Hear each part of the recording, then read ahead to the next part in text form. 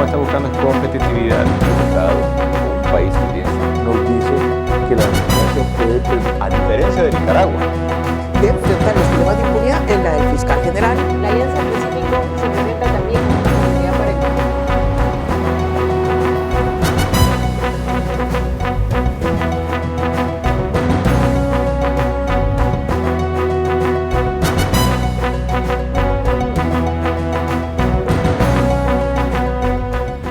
Un gusto volver a estar con ustedes en el espacio Fernando Aguayo América. Cordiales saludos a quienes nos siguen a través de la señal de Mega TV en la Florida, Estados Unidos, por Vito TVO en el Ecuador y por OnePlus en el Ecuador y en el mundo. Hoy tenemos como invitado al ingeniero José Orellana. Él es consultor en negocios. ¿De qué manera puede impactar, por ejemplo, en países latinoamericanos esta guerra comercial de los Estados Unidos y en específico al Ecuador? Mira, justamente estaba de viaje y vi una noticia en un diario chileno muy conocido que se titulaba "El presidente Boric se plantea respuestas y una estrategia ante un escenario de alza de aranceles al cobre y a las frutas por parte de Estados Unidos". Eso levanta una pregunta muy interesante, porque en las condiciones actuales en que el presidente Trump ha declarado en sinnúmero de ocasiones que su palabra preferida es arancel, ¿cuál es el escenario que tenemos nosotros con nuestras exportaciones, que son más o menos 4.500 millones de dólares a los Estados Unidos, las no petroleras? ¿Qué pueda pasar? O sea, recordemos que un 25% de arancel es enorme. También él habla de que hay una injusticia arancelaria en que Estados Unidos tiene un arancel bastante bajo y otros países tienen un arancel mucho más alto. La diferencia entre el arancel promedio ponderado por el comercio de Estados Unidos y el nuestro es casi 6 veces, un poquito más, 5 o 6 veces. Entonces vamos a tener que reducir nuestros aranceles para productos americanos para que los nuestros entren con el mismo arancel que tienen ahora, que se va a negociar. Y nosotros que no tenemos un tratado de libre comercio con los Estados Unidos, si Chile se preocupa que tiene un tratado prácticamente desde el año 2000, claro, imagínense. Único país en la costa occidental, salvo Bolivia, que no tiene costa obviamente, del hemisferio occidental sin un tratado de comercio con Estados Unidos. Para más Henry, ya habla hasta Argentina de que la amistad... Parece que van a firmar un tratado de libre comercio, Argentina con Estados Unidos. Sí, pero tú te imaginas nuestro sector acuacultor, nuestro sector de cacao, nuestro sector de banana, lo que le podría influenciar un arancel de 25%. Y lo que sucede, ¿cómo relocalizas esas exportaciones si no puede entrar al mercado? Porque 25% es muchísimo dinero en esos productos. Atún es un producto que tiene un año magnífico. Cacao igual, los precios. Entonces debemos tener mucho cuidado y no se habla de ninguno de los dos binomios que ya deberían tener a estas alturas sus potenciales gabinetes, hablar de estos escenarios, de que están planificando. Han hablado con la Cámara, la Asociación Nacional Cacao, la Cámara de Pesquería, etcétera, sobre este potencial tema. Chile, como tú lo has dicho, Chile es un país que se prepara a tiempo, se planifica mucho y ya lo están pensando. Todo hace una semana fue esta noticia.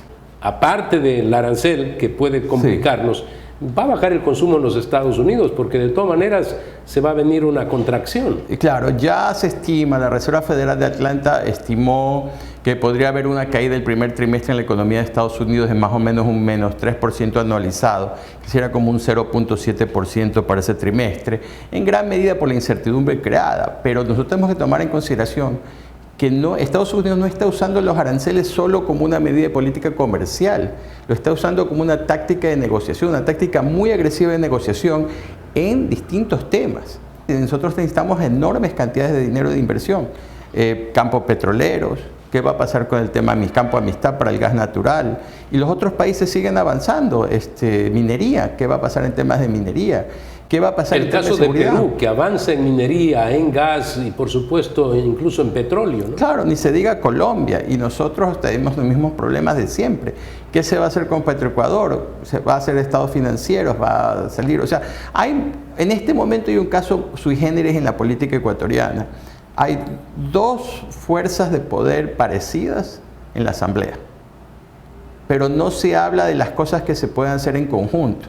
Por ejemplo, podrías hacer un cambio constitucional con respecto a la muerte cruzada. ¿Debería haber? ¿No debería haber? ¿Debería ser una elección a 4 años, a 18 meses. Tienes los dos, tienes suficientes votantes para tener más de 2/3. La gran transformación es posible precisamente si se ponen de acuerdo en estos objetivos de cambio del país. Tiene de que la haber estructura algo donde política. se encuentren ellos de acuerdo y hacer estos cambios necesarios que los dos pueden estar de acuerdo, porque tienen los votantes, tienen más de 120 votos en la Asamblea, entre dos partidos políticos, que es algo para mí que aunque he vivido en el exterior mucho tiempo, pero es muy sui generis, que nunca lo he visto en la política ecuatoriana. Tanto poder justamente en dos fuerzas políticas. Y hacíamos referencia en programas anteriores de que a nivel internacional, en los sistemas parlamentarios, se ve ahí claramente que para conformar gobierno se requiere del oficialismo y el que está en la oposición. Si son específicamente dos grupos más aún, ¿no?, que Claro. ha ocurrido pues en países como Alemania, lo propio se da en España también. En Uruguay. En Uruguay. Paraguay, en países que está el Partido Colorado. O sea, nosotros tenemos ciertos temas en que debemos estar de acuerdo. Código Laboral de 1938, ¿qué se piensa hacer? Y no digo que se lo haga ahorita que hay campaña política, pero ya debería haber algún tipo de acercamiento, porque ya las bancadas se conocen, las que van a hacer, en Que temas... facilite la posibilidad de que la gente tenga trabajo. Exacto. O sea, no importa incluso ni el tiempo, No. sino la necesidad. Sí, o sea, empezar con pie derecho el primer día, el 25 de mayo, a lanzar todos los proyectos de leyes en que estén de acuerdo para mover el país, porque el país no soporta más toda esta ralentización económica que tiene, no de ahora, desde que el petróleo bajó de precio, hace más de 10 años, hace 10 años básicamente. Entonces necesitamos un cambio bastante grande y las políticas de Estado para todos los sectores, por ejemplo, tú eres un periodista muy conocido, entrevistas muchas veces. ¿Cuáles son las políticas de los binomios con respecto al sector de agricultura o agroindustria? O sea, he escuchado detallitos, pero no alguna como política de Estado. Entonces se necesita un poco más de Y hay aquello. países pequeños, siempre saco a relucir lo que acontece, por ejemplo, en el Paraguay, que años atrás, recordemos, se ponía a Paraguay y a Bolivia un poco en la nomenclatura de la política latinoamericana y también frente a los organismos multilaterales como países de menor desarrollo relativo. Se ponía a esas dos naciones. Sí, sí, sí, y el los Paraguay resulta que tomó una decisión y va por el lado agrícola y ganadero y se constituye un gran exportador de carne sí. y, por supuesto, de cereales. Mira, nosotros, usamos en términos coloquiales, nos gustaba mirarnos por debajo del hombro a Bolivia y Paraguay. Pero Paraguay construyó hace unos años un viaducto de $6.000 millones con financiamiento internacional que lo une a Brasil. Tiene un riesgo país de 150 puntos. Que le entrega energía a Brasil. Que le entrega energía. Tenemos un riesgo país de 1.500 puntos. Nosotros 1.490, 67 temprano esta mañana. Ellos tienen 150. O sea, se financian a 10 años. Ellos pueden emitir a 5%, porque está a 4.30. Perdón, al 6% está a 1.30, a 4.30 los bonos de Estados Unidos. Eso te da una capacidad para hacer una infinidad de proyectos. ¿Es eso una meta del país para ambos partidos? Disminuir el riesgo país, ir hacia donde apunta Paraguay. Tienes el caso de Costa Rica. Costa Rica en 2023 recibió $4.000 millones de dólares en inversión extranjera directa. Nosotros estuvimos 400. Entonces, y Costa Rica tiene 5 millones de habitantes. Ecuador tiene la misma población que Chile, y Chile tiene 3 veces la economía de Ecuador. Entonces es una situación que ya deberíamos estar pensando con mayor madurez. Yo entiendo que la política tienes que mantener cierto antagonismo, actuar un poco que estás en las antípodas, pero hay cosas que sí se pueden hacer.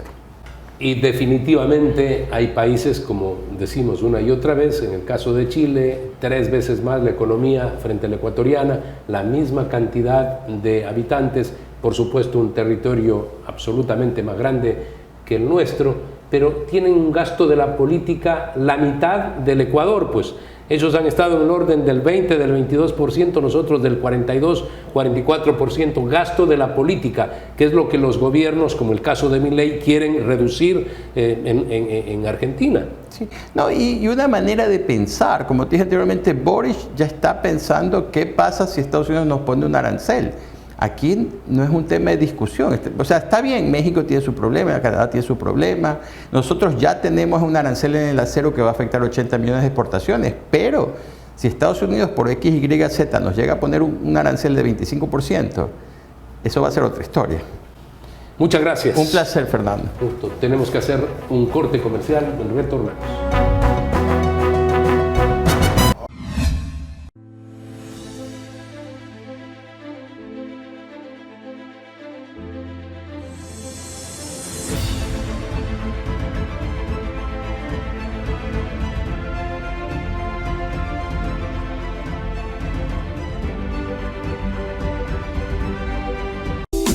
Verde Fruit, el camino para acercar los productos de América Latina a los Estados Unidos. A propósito de la designación del nuevo secretario general de la Organización de Estados Americanos, Albert Randin, ex canciller de Surinam, sostuvimos un diálogo con el profesor Eduardo Gamarra. Él es profesor de la Universidad Internacional de la Florida. Desde 1948, cuando se constituyó la OEA, siempre se dijo que era para defender la paz, los derechos humanos, la democracia y el desarrollo entre todos los países miembros de este grupo regional. Al momento es crucial la defensa de la democracia.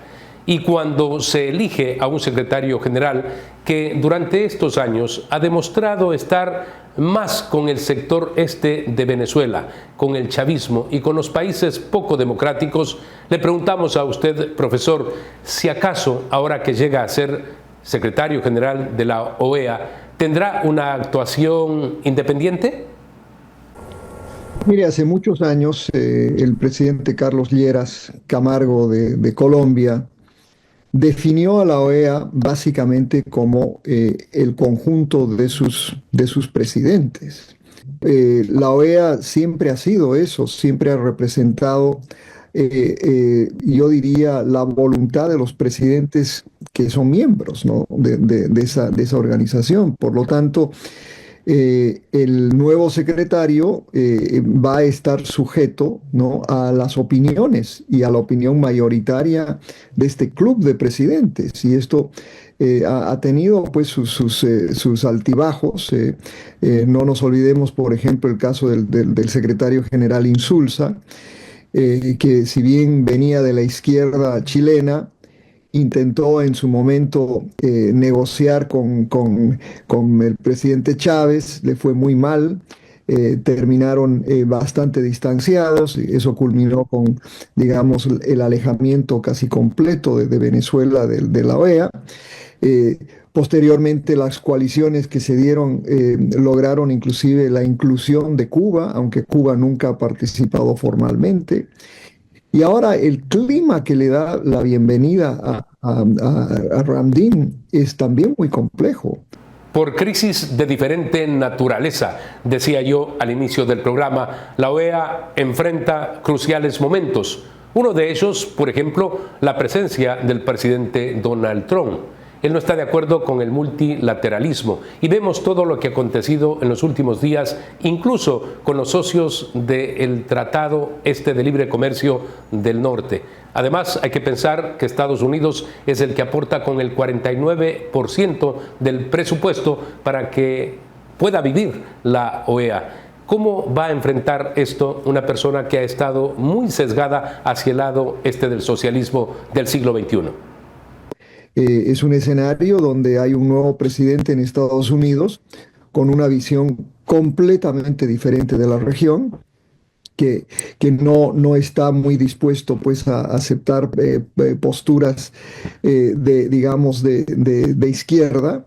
Ve a la OEA como algo que no sirve, porque es un presidente con una visión completamente individualista y no tiene mucho tiempo ni paciencia con el multilateralismo. Entonces es un escenario complejo para Randin. Y él, pues, en este nuevo escenario tendrá que ver si es que se acerca más a los países de izquierda que aún están en la organización, porque Estados Unidos obviamente no va a estar presente, o por lo menos no va a querer financiar a la OEA en la forma en la que lo hizo anteriormente. Entonces es un gran desafío que tiene Randin en esta nueva era de relaciones hemisféricas, ¿no? El doctor Carlos Sánchez Berzaín, director ejecutivo del Instituto Interamericano por la Democracia, escribía un artículo días atrás y él hablaba de la irrelevancia del camino que abre la Organización de Estados Americanos cuando no frena el avance de dictaduras en nuestro continente. ¿Hay el peligro de que se vuelva intrascendente la OEA? Desafortunadamente, creo que la OEA bueno, ha visto días mejores, ¿no? Y ha visto días mejores por dos motivos. Uno, que el solo hecho de que es un club de presidentes y que estos presidentes han sido extraordinariamente reticentes a lo largo de las últimas 2 décadas, por ejemplo, de aplicar algo que era un consenso, que era la aplicación de la cláusula democrática. Nunca se ha aplicado la cláusula democrática, por ejemplo, a un caso como Venezuela que lo amerita. No se ha aplicado la cláusula democrática en otros países tampoco. Entonces, eso ha hecho que la OEA se convierta más o menos en algo que no cumple con la misión que la ha definido, que ha sido la construcción y la protección de la democracia. Pero a la vez, ¿no? América Latina siempre ha sido muy crítica de la cercanía que tiene la OEA con Washington, ¿no? Y el hecho de que pues, la OEA esté físicamente en Washington, era fácil criticar a la OEA como el instrumento de los Estados Unidos Pero la verdad es que el único país que a lo largo de la existencia de la OEA que ha financiado a esa institución ha sido Estados Unidos. Los demás países tienen sus cuotas vencidas o contribuyen de vez en cuando o simplemente no contribuyen.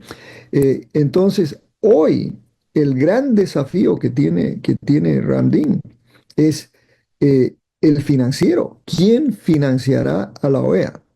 Particularmente si Donald Trump decide que no la va a financiar más o que no sé, minimizará el financiamiento. Y entonces, si es que no hay un gran insumo norteamericano, ¿quién financiará eso? Hay inclusive algunos rumores sobre un interés de parte de la China en financiar a la OEA. Creo que eso no va a ser muy viable.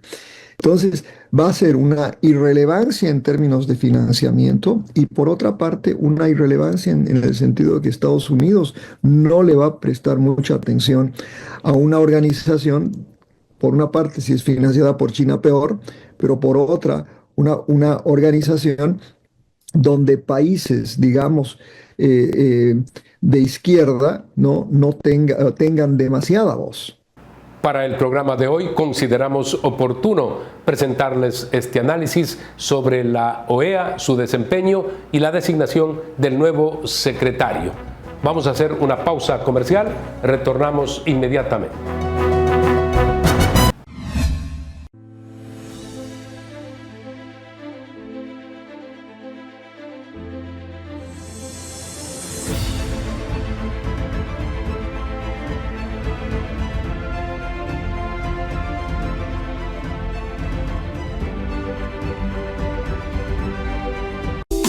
Verde Fruit, el camino para acercar los productos de América Latina a los Estados Unidos. Además de los principios establecidos en la Carta Constitutiva de la OEA, en la Carta Democrática se establece el derecho a los pueblos de vivir en democracia y de los gobiernos la obligación a promoverla. Pero hay dudas de que esto se esté logrando o se pueda lograr en el futuro. Con el nuevo secretario será más difícil. ¿Qué es lo que puede ocurrir en los próximos meses? No, hay dos precisiones. Uno, es muy importante acordarse que la Carta Democrática habla de la democracia representativa. No habla de ningún otro tipo de democracia, de la democracia representativa. Por otra parte, América Latina durante mucho tiempo, y particularmente, vamos a decir, estos gobiernos de izquierda, han intentado crear organizaciones paralelas. La CELAC es una de ellas, excluyendo a Estados Unidos y excluyendo a Canadá. Otras organizaciones, UNASUR, por ejemplo, también se creó con esa intención de una organización suramericana, excluyendo Estados Unidos, etcétera, para promover la resolución de conflictos, para promover el desarrollo.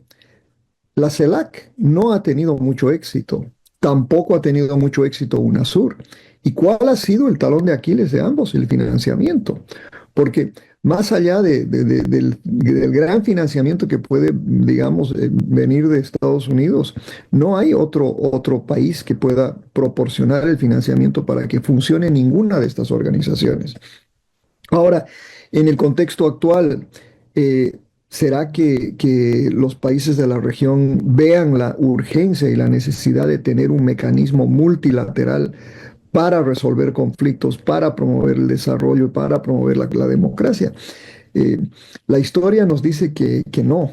Entonces, lo que me temo es que vamos a tener una ausencia total, una capacidad, no vamos a tener la capacidad multilateral que en algún momento era vista como pues lo mejor que podíamos ofrecer en el hemisferio. Cuando un secretario general asume con liderazgo e independencia la dirección de la OEA, puede buscar resolver problemas graves de corte político-constitucional. Por ejemplo, recordemos lo que significó la decisión de la OEA en la caída del gobierno de Evo Morales. Mire, usted ha tocado un tema importante que creo que hay que tratar de destacar algunas cosas buenas que hizo la OEA. Una de ellas ha sido precisamente las misiones electorales.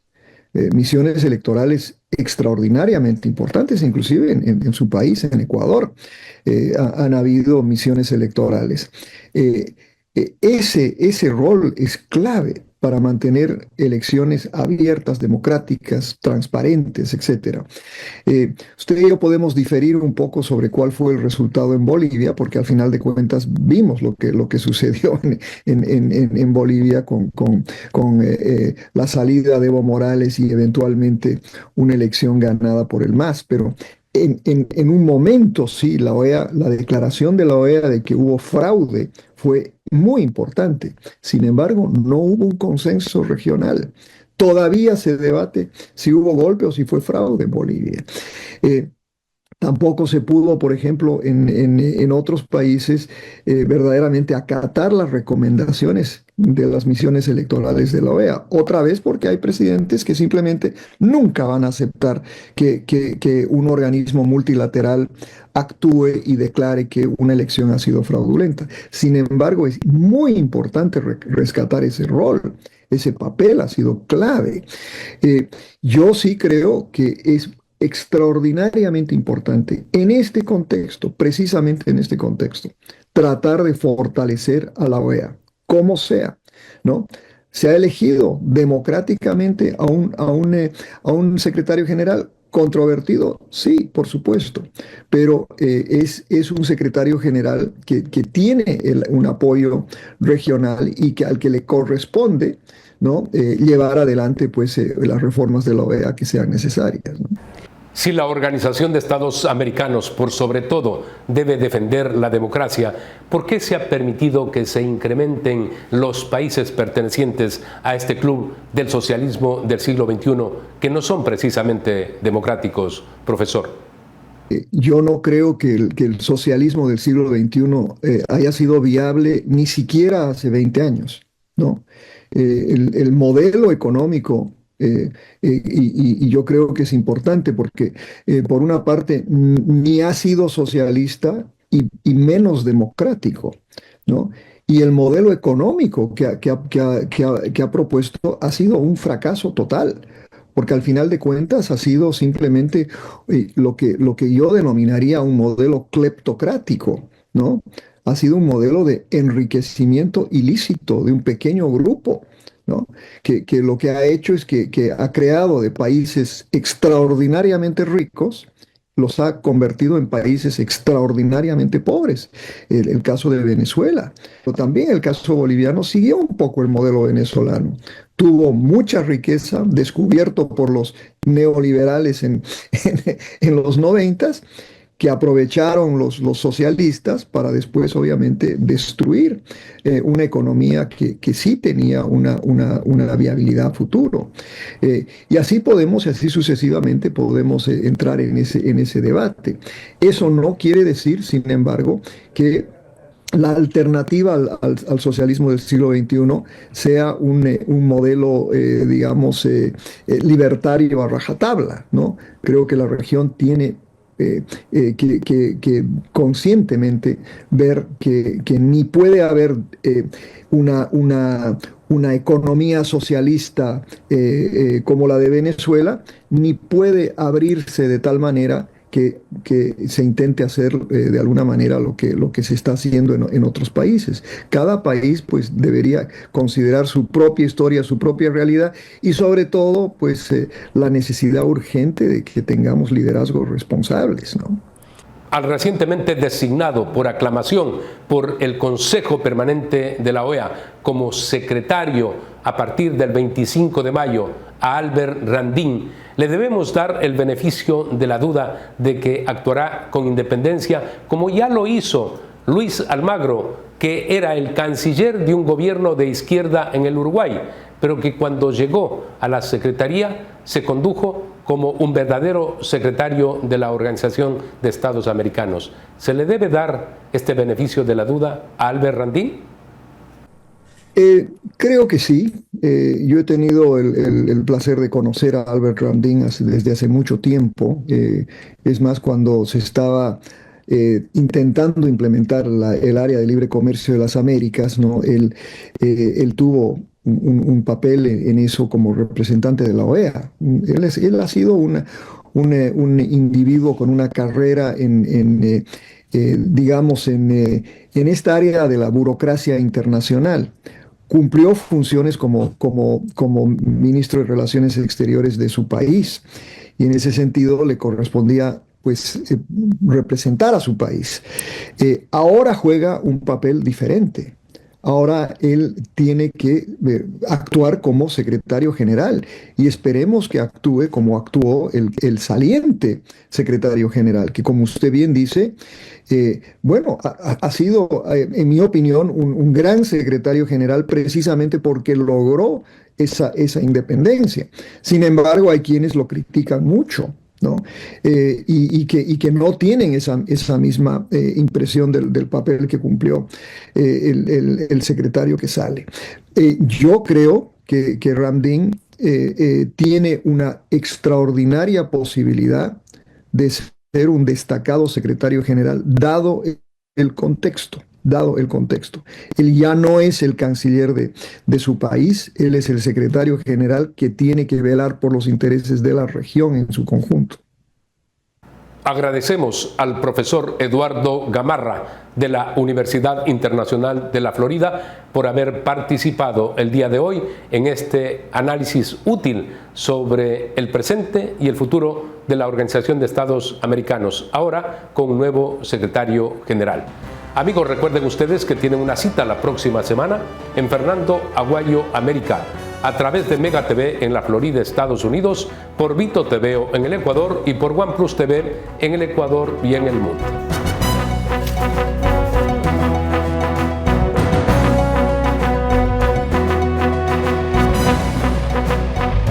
Que verdaderamente cuando uno se encuentra, El gobierno Daniel Noboa está buscando competitividad. equivocado en un país que tiene, nos dice que la democracia puede, a diferencia de Nicaragua, De enfrentar los problemas de impunidad en la del fiscal general. La alianza